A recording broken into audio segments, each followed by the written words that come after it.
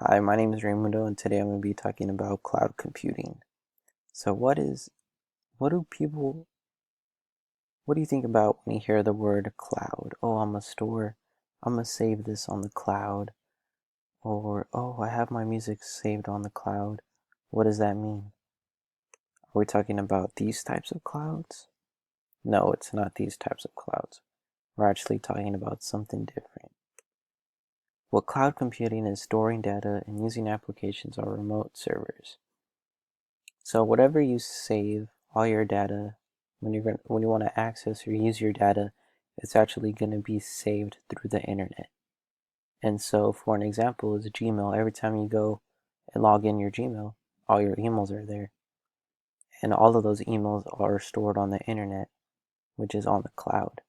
So that's why there's a lot of data, which is your emails that can be saved and sent, because every time you access and use that application Gmail, your your emails are going to be saved through the cloud. And that's why many companies actually do use the cloud computing, because it saves them a lot of money instead of investing a lot of money in servers that are going to actually make disk copies of their data just in case they don't lose it. With the cloud, it's secure, and a lot of times they're not going to lose your data, and it's an application where your workers all have a password and usernames to access and use the cloud. And therefore, for a company, it's really cheap. And so we went over this. So with cloud computing, the definition is the practice of using a network of remote servers hosted on the internet to store, manage, and process data instead of saving it on a server, a personal computer, or a hard drive. Okay. And then, so what the cloud is not what's in the sky. So what the definition of the cloud really means is you're saving your data and accessing it through the internet. And when you think about the internet, it's not tangible, you can't touch it. And so that's why it's referred to as a cloud. And then here's a chart where you don't need hard drives, computers, servers to save your data. It's actually through the internet. And then some common examples of the cloud is Apple with iCloud. And so many people, they have Macs, they have iPads, iPods, and the phone that everyone uses today, which is known as the iPhone. And a lot of times when you have a phone, you want to save your photos, your music, important documents, applications, social media.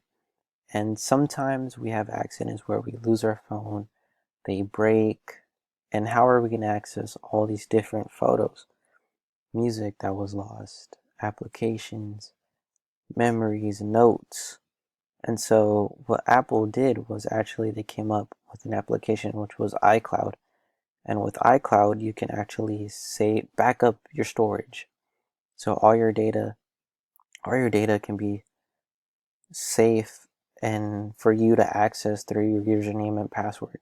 So it's with the iCloud for Apple, it backs up your photos, your contacts, calendar, mail, messages, music, all of the data that you need through your iPhone and Apple. And then here's iCloud. So what it says on here, it says with iCloud Drive, you can securely store all the files in iCloud and access them from your iPhone, iPod, iPod Touch, Mac, or even PC. And this is actually very smart that Apple actually did this, because with many people, they break their phones, they lose their phones, and it's really hard to save your data because a lot of people, they don't save their data on their computers or hard drives, and with the cloud they can always back up their storage and everything. And that's why that's why cloud computing is very important, and important in the future and for today, because you can save more data and you can access more data. It's easier, it saves money for businesses, and it's very convenient for people, because if they lose their data, they can always find it and it's easy to access. And that's what cloud computing is.